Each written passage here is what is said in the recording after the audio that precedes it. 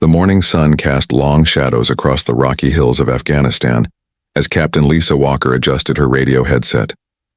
It was 7:32 a.m. on what seemed like another routine day in the forward operating base. She had no idea that in the next few minutes her life would change forever.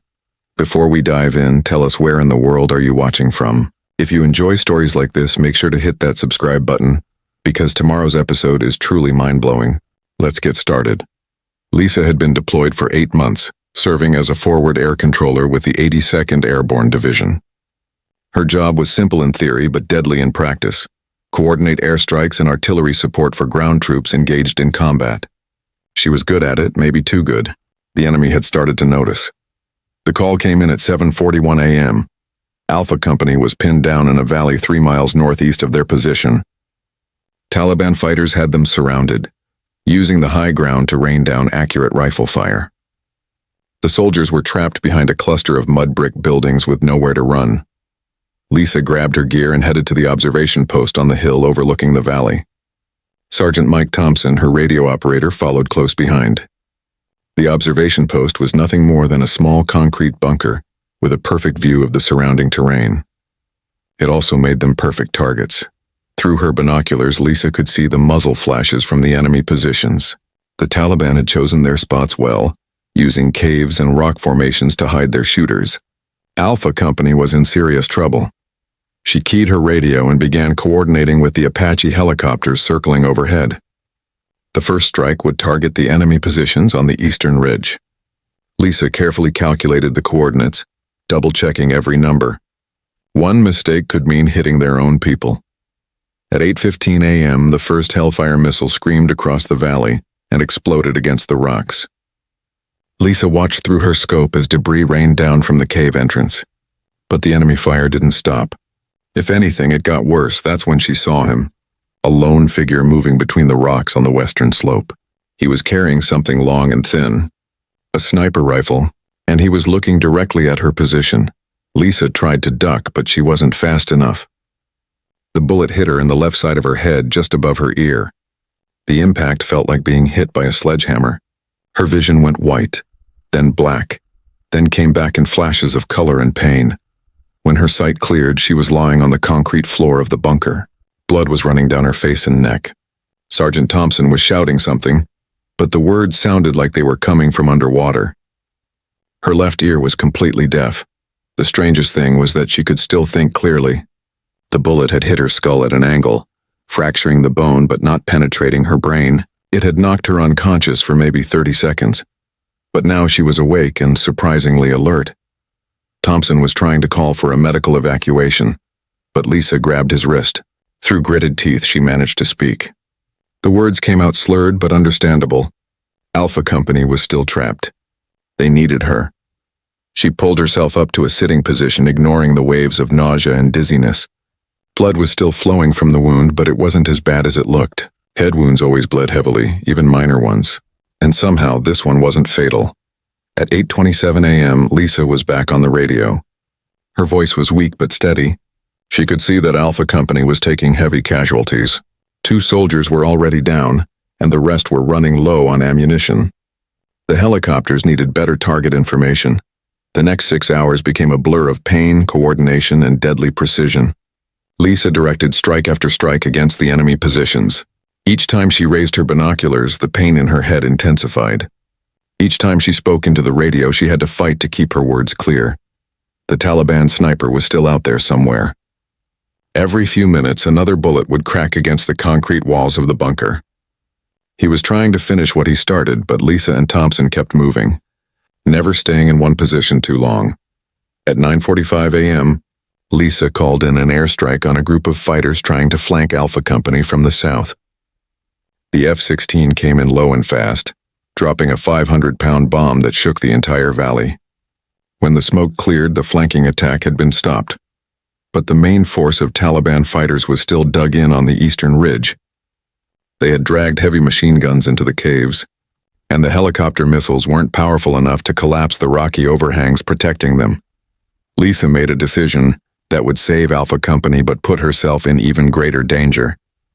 She called for artillery fire from the big guns back at the main base. Artillery was less precise than airstrikes, but it was powerful enough to bring down those caves. The problem was that artillery needed constant adjustment to hit the target. Lisa would have to stay in the observation post, watching each round and calling in corrections. It meant staying exposed to the sniper who had already put one bullet in her head. At 10:32 a.m., the first artillery round screamed overhead and exploded 50 meters short of the target. Lisa keyed her radio and calmly adjusted the coordinates. The second round was closer but still not close enough. It took 6 rounds to get it right. By 11:15 a.m., the eastern ridge was being pounded by 155mm shells. Each explosion sent tons of rock cascading down into the valley. The Taliban positions were being systematically destroyed, but the enemy wasn't giving up. Small groups of fighters kept trying to close with Alpha Company, using the smoke and dust from the artillery strikes as cover.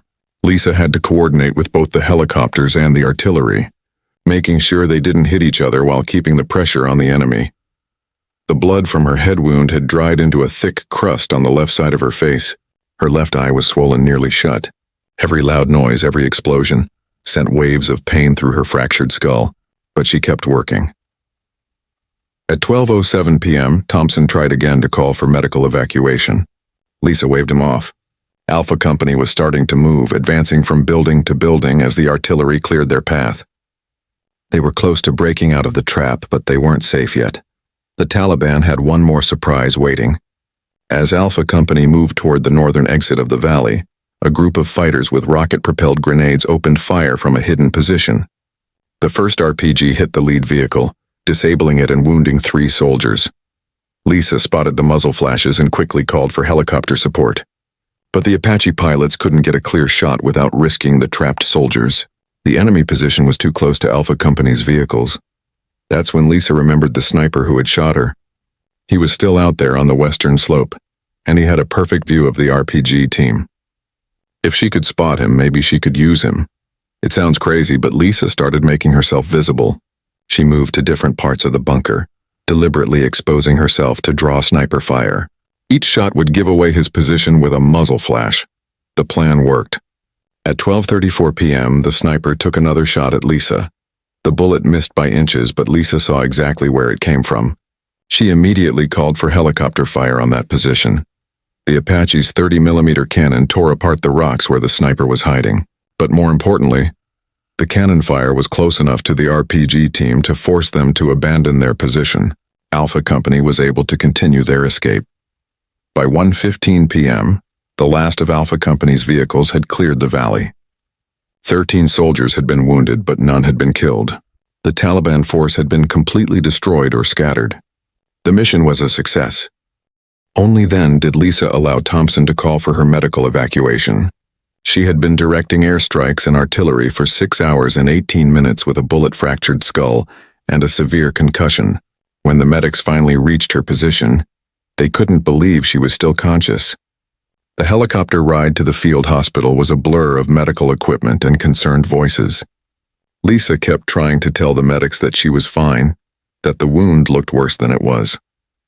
But when she tried to stand up, her legs wouldn't support her weight. At the hospital, the doctors confirmed what Lisa had suspected. The bullet had fractured her skull but hadn't penetrated her brain. She had suffered a severe concussion and significant blood loss, but there was no permanent damage. The angle of impact and the thickness of her skull in that particular spot had saved her life. The recovery took 3 months. Lisa had to relearn how to balance properly, and her hearing in her left ear never fully returned. But her mind was as sharp as ever, and her hands were steady enough to continue her military career. The story of her survival and heroism spread through the military. Alpha Company's commander recommended her for the Silver Star, the 3rd highest military decoration for valor in combat. The citation read in part, "Despite suffering a severe head wound from enemy sniper fire, Captain Walker continued to direct airstrikes and artillery for over 6 hours, directly saving the lives of 37 soldiers. But for Lisa, the real reward was simpler. 37 soldiers had gone home to their families instead of coming home in coffins. That was worth a fractured skull and a few months of recovery. Years later, when people asked her about that day, Lisa would always say the same thing. She didn't consider herself a hero. She was just doing her job.